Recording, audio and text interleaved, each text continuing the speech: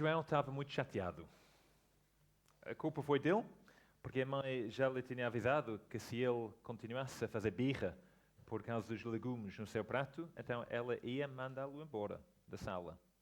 E pronto, ele continuou, não é? Ele ignorou a mãe e por isso ali estava ele, sentado no seu quarto, sozinho e chateado, sem nada para fazer.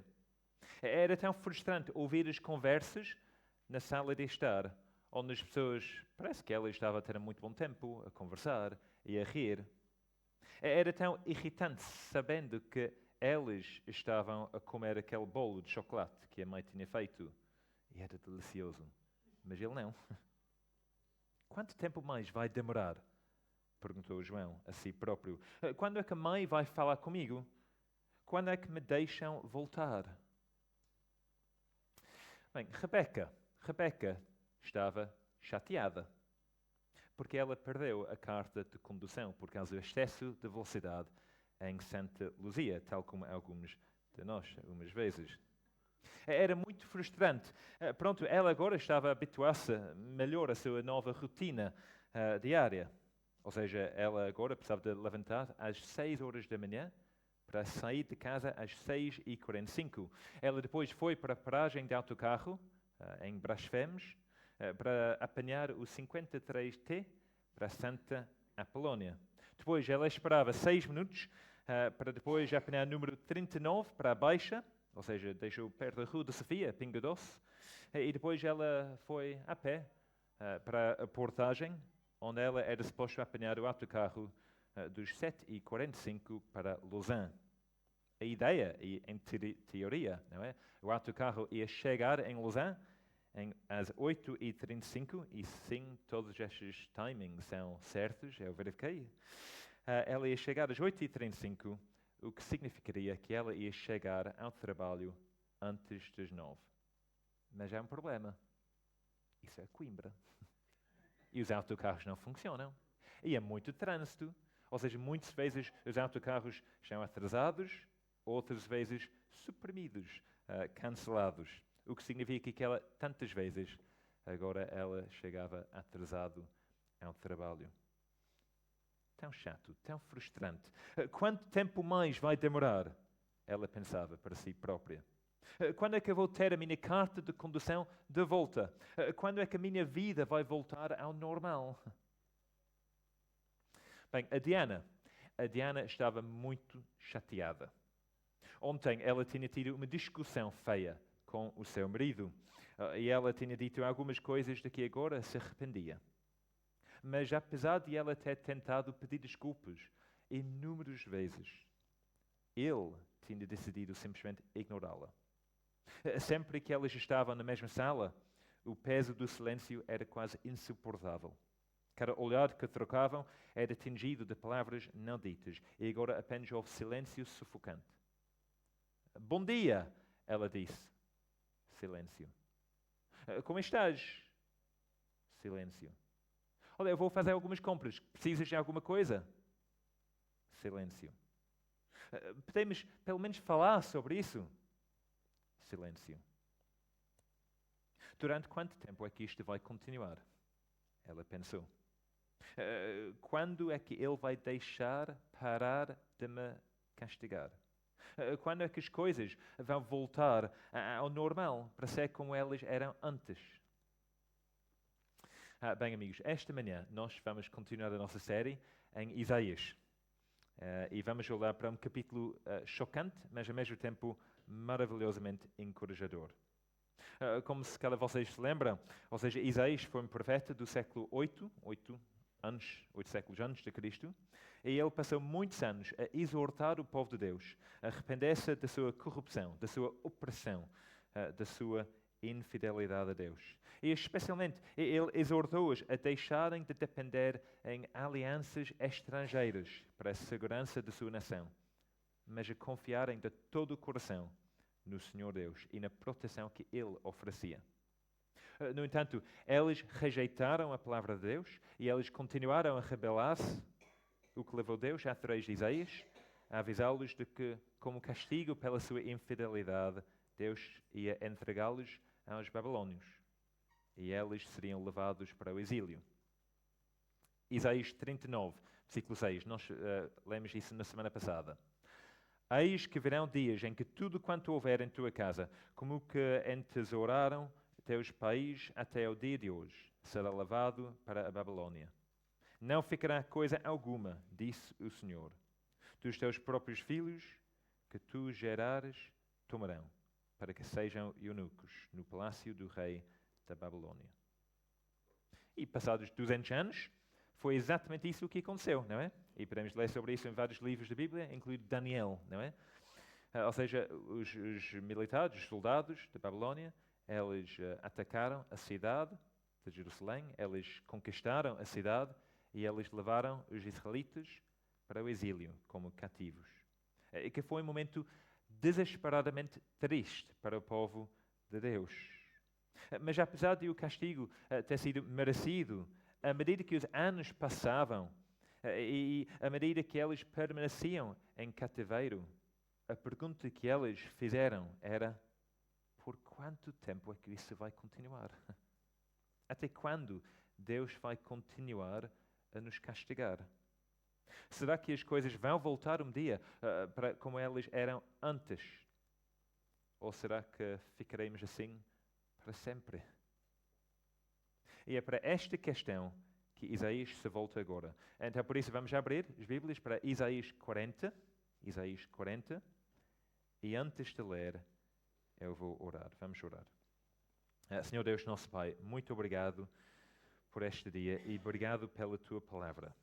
Tua Palavra que é tão poderosa para salvar, para transformar vidas. Então nós oramos, Senhor, que esta manhã que Tu possas falar através da Tua Palavra. E que, Senhor, nós possamos ouvir bem e depois nós possamos pôr em prática o que Tu queres dizer. Então nós oramos em nome de Jesus Cristo. Amém. Isaías 40, que diz o seguinte: Consolai o meu povo, diz o vosso Deus. Falai ao coração de Jerusalém. Bradai-lhe que já é findo o tempo da sua milícia, que a sua iniquidade está perdoada e que já recebeu em dobro das mãos do Senhor por todos os seus pecados. Vós, do que clama no deserto, preparai o caminho do Senhor, endireitai no ermo vereda a nosso Deus. Todo o vale será aterrado e nivelados, todos os montes e outeiros. O que é tortuoso será retificado, e os lugares escabrosos aplanados. A glória do Senhor se manifestará, e toda a carne a verá, pois a boca do Senhor o disse. Uma voz diz: clama. E alguém pergunta: que hei de clamar? Toda a carne é erva, e toda a sua glória como a flor da erva. Seca-se a erva e caem as flores, soprando nelas o hálito do Senhor. Na verdade, o povo é erva. Seca-se a erva e cai a sua flor, mas a palavra do nosso Deus permanece eternamente. Tu, ó Sião, que anuncias boas novas, sobe ao monte alto. Tu, que anuncias boas novas a Jerusalém, erga a tua voz fortemente, levanta, não temas, e diz às cidades de Judá: Eis aí está o vosso Deus. Eis que o Senhor Deus virá com poder, e o seu braço dominará. Eis que o seu galardão está com ele, e diante dele a sua recompensa. Como pastor, apacentará o seu rebanho. Entre os seus braços recolherá os cordeirinhos, e os levará no seio. Os que amamentam, ele guiará mansamente. Amigos, neste capítulo acontece alguma coisa bastante extraordinária. Porque de repente o tom de Isaías muda de confrontação para conforto. A olhar para além do exílio babilônico, para o dia em que Deus vai se lembrar do seu povo e vai ter misericórdia deles. Na altura de Isaías, deve ter soado bastante estranho, porque o povo de Deus ainda não tinha sido derrotado, nem levado para exílio em Babilônia. No entanto, 200 anos mais tarde, enquanto os israelitas ficaram no exílio na Babilônia, esta mensagem enchia-os de esperança, porque lhes mostrava que Deus não tinha esquecido do seu povo, mas não tinha abandonado o seu povo para sempre. Mas ele sabia de antemão o que iria acontecer e que agora ele estaria pronto para trabalhar, para atuar, para os trazer de volta. Versículo 1, mais uma vez. Consolai o meu povo, diz o vosso Deus. Falai ao coração de Jerusalém, bradai-lhe que já é findo o tempo da sua milícia, que a sua iniquidade está perdoada e que já recebeu em dobro das mãos do Senhor por todos os seus pecados. Que palavras de compaixão. Que palavras de terno conforto. Deus não tinha abandonado o seu povo. Eles continuavam a ser, versículo 1, o seu povo. E ele continuava a ser o seu Deus. E além disso, houve boas notícias para eles. Em breve chegaria um dia em que o seu sofrimento ia acabar e o seu exílio terminar. Em breve chegaria o dia em que a sua iniquidade seria absolvida e a sua infidelidade perdoada. Em breve chegaria o dia em que o castigo pelos seus pecados seria completado e a penalidade total por sua rebelião paga. Esta foi uma muito boa notícia para eles no exílio. Aqueles que estavam separados de Deus, longe dele, longe dos seus bênçãos. Mas também é uma ótima notícia para nós esta manhã, para qualquer pessoa que já fez uma confusão total da sua vida, que sabe que é demasiado culpado para estar diante de Deus Santo. É uma ótima notícia para a pessoa que se afastou-se do Senhor, que duvida que alguma vez possa voltar para estar na sua presença. É uma ótima notícia para a pessoa que já rejeitou a palavra do Senhor e escolheu de viver por si próprio, perseguindo o dinheiro, o estatuto, o poder, o sexo, em vez de confiar no Senhor. Ou seja, é uma ótima notícia para nós. Porque nos diz que, apesar da nossa maldade, iniquidade, pecado, rebelião, há esperança. Pois assim que o preço do nosso pecado for pago, assim que o castigo pelas nossas iniquidades for completado, Deus está pronto e disposto a ter misericórdia de nós, a confortar-nos e a trazer-nos de volta para Ele. Mas não, vamos ver 3 aspectos deste conforto sobre o qual Ele fala aqui em Isaías 40. 3 aspectos. E o primeiro aspecto sobre o qual Ele fala é o seguinte: a glória de Deus será revelada. A glória de Deus será revelada. Versículo 3. Vós do que clama no deserto, preparai o caminho do Senhor. Endireitai no ermo vereda a nosso Deus. Todo vale será aterrado e nivelados todos os montes e outeiros. O que é tortuoso será retificado e os lugares escabrosos aplanados. A glória do Senhor se manifestará e toda a carne a verá, pois a boca do Senhor o disse.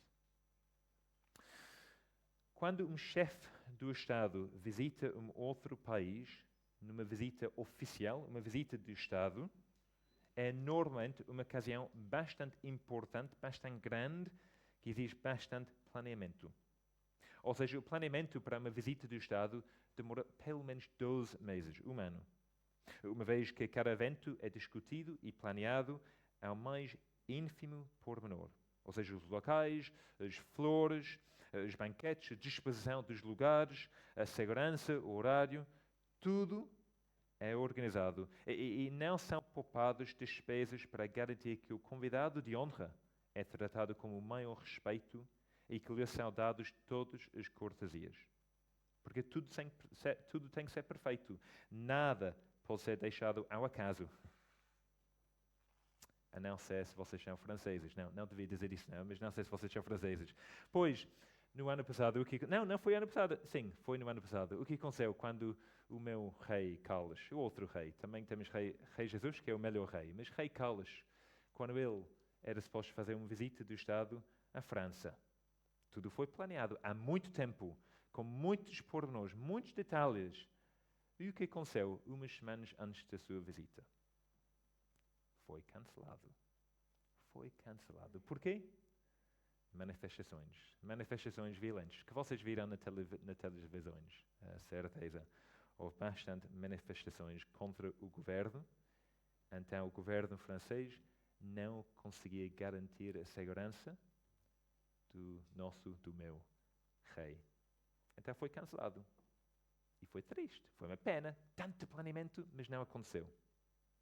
A mensagem de conforto aqui no versículo 1 era muito clara. O próprio Senhor Deus estava a caminho. Ou seja, ele estava a caminho para estar como o seu povo e nada ia impedir isso. Então a estrada tinha de ser reta e sem obstáculos. É por isso que o terreno precisava de ser nivelado, porque Deus devia chegar sem falhar, viajar sem dificuldades e não ser atrasado por obstáculos. E quando ele chegasse, a sua glória seria revelada, não apenas ao seu povo, mas o que diz? A toda a carne, ao mundo inteiro. Isso era a promessa. Isso era a promessa. Mas como é que eles podiam ter a certeza de que realmente ia acontecer? Porque, em segundo lugar, a palavra de Deus permanecerá para sempre. A segunda coisa para reparar. A palavra de Deus permanecerá para sempre. Versículo 6. Uma voz diz, clama. E alguém pergunta, que hei de clamar? Toda a carne é erva, e toda a sua glória é como a flor da erva. Seca-se a erva, e caem as flores, soprando nelas o hálito do Senhor. Na verdade, o povo é erva. Seca-se a erva, e cai a sua flor, mas a palavra do nosso Deus permanece eternamente. Amigos, há tanta coisa neste mundo que é transitória, temporária, passageira. Como o queijo que é deixado ao sol durante demasiado tempo. Ou os nossos telemóveis, que depois de uns anos deixam de funcionar. Ou os nossos queridos carros, que depois eles acabam por ir para o cemitério dos carros. Ou o nosso sol, que de facto um dia vai morrer. Mas talvez não haja nenhum lugar onde a natureza fugaz da vida seja vista mais claramente do que em nós. Em ti, em mim. Porque o que é que nós somos? Somos como a erva. E a nossa beleza é como a flor. Embora possamos ter um bom aspecto durante algum tempo, especialmente nos dias dos casamentos, ou seja, não é preciso muito para murcharmos e morrermos. Basta o sopro suave do Senhor. Claro, isto não foi apenas um lembrete para o povo de Deus da sua fraqueza física e moral, como também o fez lembrar a fraqueza e fragilidade das nações ao seu redor. E por isso, obviamente, não fazia sentido fazer alianças com as nações pagãs ao seu redor. E confiar nelas para a sua proteção e segurança. Porque se elas parecem relva verde e até flores lindas, mas tudo isso podia mudar num instante. É um simples sopro do Senhor. Amigos, quantas vezes nós esquecemos isso? Quantas vezes nos esquecemos de que, embora possamos construir naves espaciais capazes de chegar à Lua e programar inteligência artificial incrível, que até escreve poemas acerca de nós ou outras pessoas, a nossa vida não está nas nossas mãos. Não está. Nem nas mãos das pessoas que nos rodeiam. É por isso que é tão insensato confiar em nós próprios ou nas outras pessoas para obter a segurança, a proteção e a vida de que tanto necessitamos.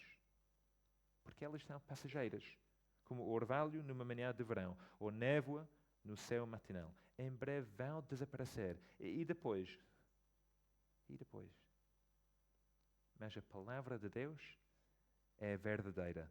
A palavra de Deus é justa. A palavra de Deus permanecerá para sempre. Versículo 8. É por isso que, claro, nós temos de agarrar a palavra de Deus cada vez mais. Ou seja, como nós vimos no GIF, na sexta-feira, não apenas devíamos agarrar a palavra, ouvir a palavra, ler a palavra, concordar com a palavra, mas temos que ser praticantes da palavra também, não apenas ouvintes, praticantes.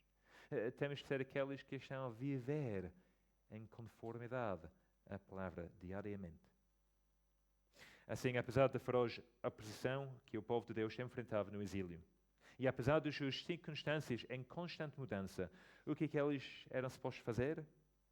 Confiar na palavra eterna de Deus e viver segundo ela. Porque Deus estava a caminho, tal como Ele prometeu. Aslan estava a chegar, e quando Ele chegasse, chegaria com força para salvar o seu povo. O que nos leva ao terceiro aspecto do conforto esta manhã. Pois a glória de Deus será revelada, a palavra de Deus permanecerá para sempre. E terceiro, o braço de Deus salvará o seu povo. O braço de Deus salvará o seu povo. Versículo 9. Tu, ó Sião, que anuncias boas novas, sobe a um monte alto. Tu que anuncias boas novas a Jerusalém, erga a tua voz fortemente, levanta, não temas, e diz às cidades de Judá: eis aí está o vosso Deus. A fiabilidade da promessa de Deus de vir ao encontro ao seu povo exige um anúncio público.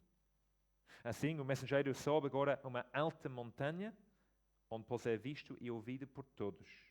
E olhando ao seu redor com alegria e também com confiança, não medo, ele declara corajosamente a boa nova. Deus está a chegar. E Ele está a chegar com força.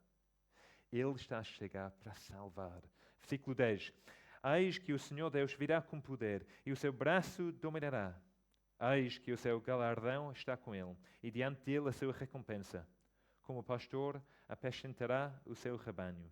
Entre os seus braços recolherá os cordeirinhos e os levará no seio. Os que amamentam, ele guiará mansamente. Amigos, Deus é o Rei poderoso que viria para libertar o seu povo de exílio. Mas reparem em duas coisas sobre este resgate. Em primeiro lugar, reparem que é o seu povo que é o seu galardão e a sua recompensa. É o seu povo. Ou seja, ele vem para o seu povo. Eles são a sua recompensa. Porque ele os ama tanto. Apesar da sua rebelião, ele continua a olhar para eles como a sua pérola, como a sua alegria. Ele continua a amá-los e querê-lo de volta. Mas, em segundo lugar, reparem que, apesar de o seu braço ser forte para conquistar e salvar, também é usado como? Versículo 11. Também é usado para segurar o seu povo no seu terno cuidado, protegendo e guiando no seu caminho. Então, vimos como Deus promete ao seu povo exilado que virá ao seu encontro e que o salvará. Não se trata de uma promessa vã ou apenas um bom desejo, mas de uma certeza, porque a boca do Senhor falou. Então a pergunta é, quando é que isso aconteceu? Quando é que isso aconteceu? Quando é que a profecia de Isaías se concretizou? Bem, depois de 70 anos no exílio na Babilônia, aconteceu alguma coisa bastante inesperada. No ano 539 a.C., o rei persa Ciro chegou de repente. Ele conquistou a Babilônia e ele estabeleceu o seu próprio império em toda a Mesopotâmia e mais além. E depois de ter feito isso, ele emitiu um decreto notável, a dizer que agora os exilados podem regressar à sua terra para reconstruir as suas cidades e também o seu templo. Foi uma reviravolta enorme. E é engraçado porque ao longo da história houve tantos historiadores que olharam para isso e pensaram, não aconteceu. Ou seja, claro que não aconteceu. Nenhum rei ia dizer, olha, agora o povo, vocês podem voltar. Nenhum rei ia fazer isso de boa vontade, com liberdade. Não, ninguém ia fazer isso. Então esta parte da Bíblia é inventada. Ou seja, não é baseado na realidade. Porque ninguém se faz isso. Até 1879. os historiadores estavam a dizer isso. Mas em 1879, o édito do Ciro foi encontrado durante as escavações arqueológicas na Babilónia, que foi bastante engraçado. E, de facto, vocês podem ir para o museu no Reino Unido, em Londres, para ver este édito. Eu acho que Paulo já esteve lá e já viu. É bastante giro, porque diz exatamente isso. Eis o nosso Deus. De facto, não é? Que Deus nós temos. E é isso que aconteceu. O povo de Deus foi libertado, literalmente, fisicamente, surpreendentemente, mas a cumprir esta profecia de Isaías. Mas a cena é que, embora seja verdade que estes versículos apontavam para um momento específico na história em que o povo de Deus foi resgatado do exílio físico, também estes versículos apontavam para um momento ainda mais distante, para um momento da história onde Deus iria, de facto, rasgar os céus e deixar para resgatar o seu povo dos seus pecados e trazê-lo de volta para Ele. Lembrem-se de Marcos, capítulo 1, versículo 1. Marcos diz o seguinte: princípio do Evangelho de Jesus Cristo, Filho de Deus, conforme está escrito na profecia de Isaías. Eis aí envio diante da tua face o meu mensageiro, o qual preparará o teu caminho. Voz do que clama no deserto, preparai o caminho do Senhor, endireitai os seus veredas. Apareceu João Batista no deserto, pregando o batismo de arrependimento para a remissão de pecados. Ou seja, João Batista, esta profecia aponta para João Batista, que veio como o mensageiro do Senhor para preparar o caminho para a chegada do próprio Deus. E depois, quem veio? Jesus. Jesus, o Cordeiro de Deus, que veio para tirar o pecado do mundo, para receber o castigo completo que as nossas iniquidades mereciam, para pagar o preço exato da nossa rebelião. Jesus, cuja vida perfeita e morte sacrificial mostrou a glória de Deus para o mundo ver. Jesus, aquele que não apenas tinha a palavra de Deus, mas era e é a palavra de Deus. Jesus, o Rei poderoso, cujo reino estava próximo para todos os que se arrependessem e acreditassem.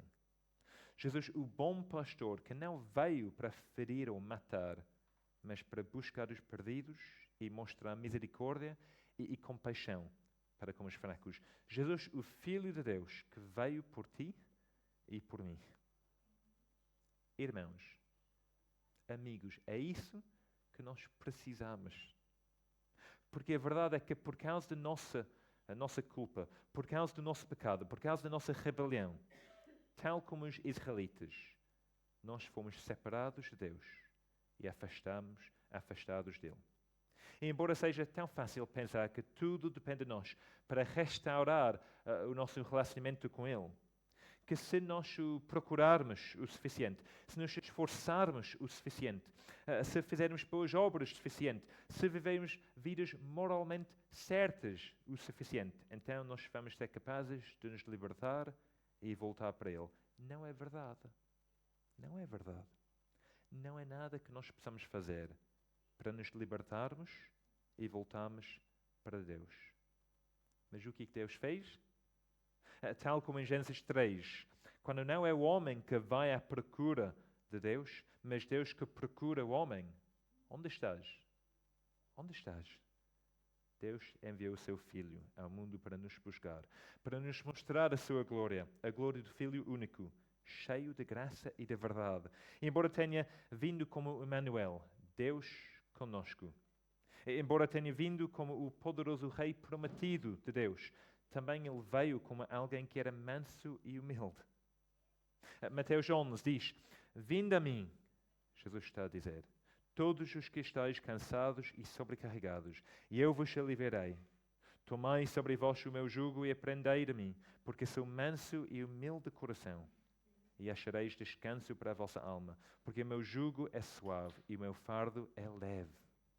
Ou João 10, eu sou um bom pastor, conheço as minhas ovelhas e elas me conhecem a mim, assim como o Pai me conhece a mim e eu conheço o Pai, e dou a minha vida pelas ovelhas. Ainda tenho outras ovelhas, não deste aprisco, a mim me convém conduzi-las, eles ouvirão a minha voz. Então haverá um rebanho e um pastor. Ou seja, Jesus veio para nos buscar. Deus enviou Jesus para nos salvar, para esmagar a cabeça da serpente, para quebrar as correntes da escravatura, para destruir o poder do maligno e para nos libertar. Como? Através da sua morte na cruz por nós. Amigos, isso devia ser um grande conforto para nós esta manhã, se nós estamos confiando em Jesus.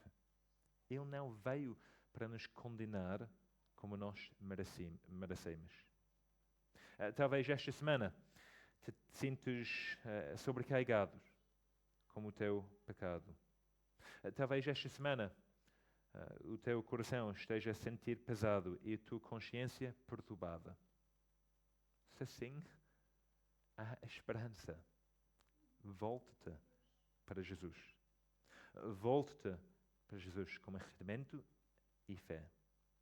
Porque se o fizeres, vais descobrir que Ele é gentil, Ele é amável, Ele é cheio de misericórdia e graça. Ele é pronto para te perdoar, pronto para te receber de braços abertos. Ou seja, como Jesus, o futuro é seguro, porque o nosso Salvador chegou. Nas palavras do próprio Jesus, aos pobres do espírito, as pessoas que reconhecem a sua falência espiritual e a sua necessidade desesperada para Ele, são aqueles que pertencem ao reino dos céus. Vamos orar. Senhor Deus, nosso Pai, quando nós pensamos sobre a nossa vida, pensamos sobre esta semana, pensamos sobre as nossas ações e palavras e pensamentos, sabemos que nós falhamos, que nós te rejeitamos, que nós pecamos. Nós sabemos, Senhor, que nós merecemos o teu castigo. Sabemos, Senhor, que pela nossa natureza nós estamos longe de ti. E nós não podemos chegar a ti através dos nossos esforços, através das nossas tentativas. Senhor, estamos cansados com o nosso pecado. Estamos fartos de sempre andar sem esperança. Nós precisamos de ti. Então, Senhor, obrigado. Obrigado que tu não nos deixaste sozinhos. Tu não nos apenas condenaste, mas tu enviaste Jesus ao mundo para nos buscar e salvar. Obrigado, Senhor, que Jesus veio em glória e que Ele revelou a tua glória e que foi vista e conhecida. Obrigado, Senhor, que Ele veio não apenas para conquistar os poderes do mal, mas para nos libertar com cuidado, com compaixão, com amor. Obrigado, Senhor, que se nós estamos a confiar em Jesus para o perdão dos pecados, que agora nós estamos contigo. Nós fazemos parte do teu rebanho, que a nós pertence o reino dos céus. Senhor, nós damos graças a ti por isso e oramos que nós possamos lembrar disso, que possamos esta semana olhar para ti, focar em ti, confiar em ti e na tua santa e eterna palavra. Nós pedimos e oramos isso em nome de Jesus. Amém.